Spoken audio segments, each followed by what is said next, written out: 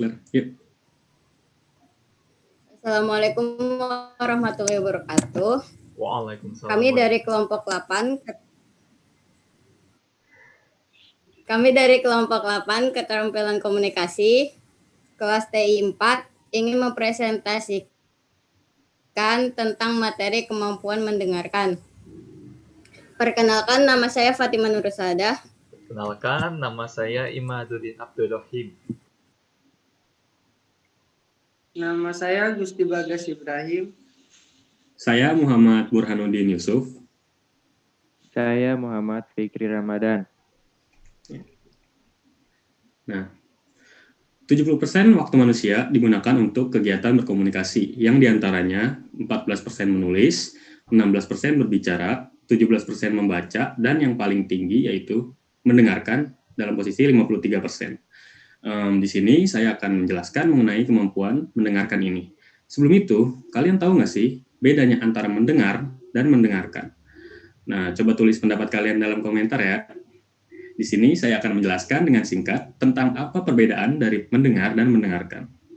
Menurut KBBI, mendengar yaitu proses menangkap pesan, dapat menangkap suara atau bunyi dengan telinga. Mendengarkan cenderung menggunakan telinga. Nah, selanjutnya mendengarkan cenderung menggunakan otak atau pikiran, sehingga tidak hanya sekedar mendengar suara, namun disertai konsentrasi dan perhatian. Nah, contoh mendengar, misalnya saat kita mendengar suara balon meletus, suara dari gemuruh petir, ledakan petasan, dan suara hewan. Sedangkan contoh mendengarkan yaitu saat kalian mendengarkan presentasi seperti saat ini. Kalian mendengarkan kami mempresentasikan dan menjelaskan mengenai materi ini. Selain kalian harus mendengar, kalian juga harus berkonsentrasi. Jadi singkatnya, mendengar itu menggunakan telinga, sedangkan mendengarkan menggunakan telinga plus otak dan pikiran. Selanjutnya ada proses mendengarkan. Yang pertama, receiving atau menerima. Proses fisiologis otomatis penerimaan stimuli pendengaran atau aural stimuli. Kedua, understanding atau memahami. Proses pada kata yang didengar merupakan proses paling rumit. Ketiga, remembering atau mengingat. Menyimpan informasi untuk diperoleh kembali jika diperlukan. Keempat, evaluating. Mengevaluasi. Memberikan respon dalam pikiran atas informasi yang didapat. Kelima, responding atau merespon. Respon lengkap yang diberikan setelah informasi pesan tuntas disampaikan. Selanjutnya.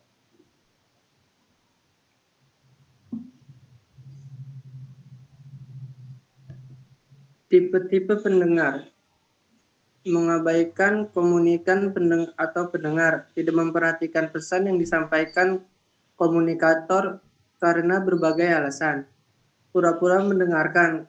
Komunikan tidak mendengar pesan yang disampaikan komunikator, tetapi seolah-olah memperhatikan komunikator. Mendengarkan selektif. Komunikan memilih pesan yang hanya ingin didengarkannya dan mengabaikan yang lainnya. Perhatian. Pesan yang disampaikan komunikator akan didengarkan dengan baik. Antara komunikan dan komunikator telah menjadi hubungan yang relatif harmonis. Mendengarkan empatik. Pesan yang disampaikan oleh komunikator akan didengarkan dengan jauh lebih baik dan memberikan kesan yang kuat, sehingga relatif akan lebih lama diingat.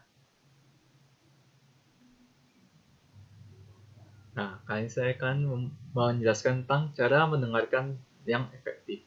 Nah, kalau di sini terdapat 4 cara untuk mendengar secara efektif, yaitu pertama itu sering melakukan kontak mata. Nah, jadi kalau misalkan kita sedang mendengarkan orang lain ngomong, nah itu kita yang pertama tuh harus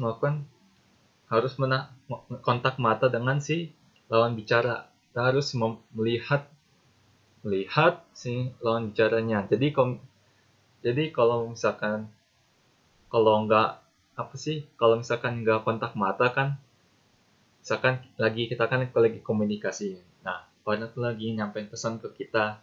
Kalau misalkan kita nggak kontak mata kan, jadi kan pertama kan dia nggak kan kagak sopan. Nah, kalau kedua tuh, kalau misalkan kita kagak kontak mata dengan pembicara, nah itu dikhawatirkan pesan yang disampaikan ke pembicara tuh kagak sampai ke kita, karena kitanya tuh malah nggak fokus, kita tuh nggak lihat pembicara tapi justru malah lihat ke sesuatu yang lain. Nah, lalu kedua, fokus pada pembicara. Nah, ini sama seperti yang tadi, kalau ada pembicara sedang menyampaikan sesuatu, kita fokus saja ke pembicara, jangan fokus ke sesuatu yang lain, pastikan itu. Lalu ketiga, ada mencatat. Nah, kalau mencatat, ini kalau misalkan dari kalian ada yang misalkan kurang ingatannya itu tidak kuat. Nah, itu mencatat itu bisa dilakukan supaya untuk tidak lupa akan informasi yang disampaikan. Nah, kalau mencatat itu jangan lupa harus fokus pada pembicaranya dan juga lakukan kontak mata. Nah, itu juga sambil disesuaikan dengan kegiatan menulisnya. Lalu terakhir ada aktif. Nah, kalau di aktif ini nih, sebagai pendengar kita tuh harus mendengarkan secara penuh apa yang disampaikan oleh si pembicara. Nah, jadi kalau misalkan nanti itu kita bisa memahamin apa yang disampaikan oleh si pembicara. Nah, kalau kita paham, nanti kita kan bisa tahu apa maksudnya yang disampaikan. Nah, kita bisa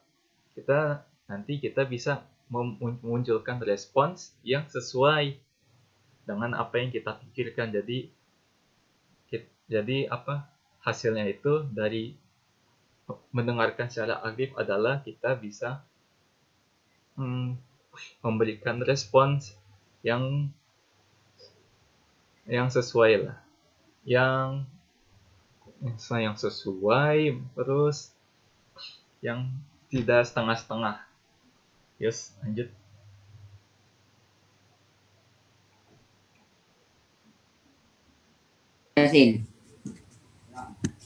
Dapat. Hal positif yang didapatkan. 1. Disukai orang lain. 2. Kinerja atau prestasi meningkat. 3. Umpan balik atau feedback yang akurat. 4. Terhindar dari munculnya kesalahpahaman dalam penyampaian suatu pesan. 5. Mengetahui antara fakta dan sekadar gosip. 6. Membuka ide-ide baru dari pihak lain yang mendorong berkembangnya kreativitas. Dalam hal pengimplementasian materi tersebut, kita dapat mempraktekkan dengan cara mendengarkan secara penuh perhatian terhadap apa yang dosen bicarakan. Dan bila perlu kita mencatatnya. Sekian presentasi materi kemampuan mendengarkan dari kelompok kami. Mohon maaf apabila ada banyak, ambil positifnya dan buang negatifnya.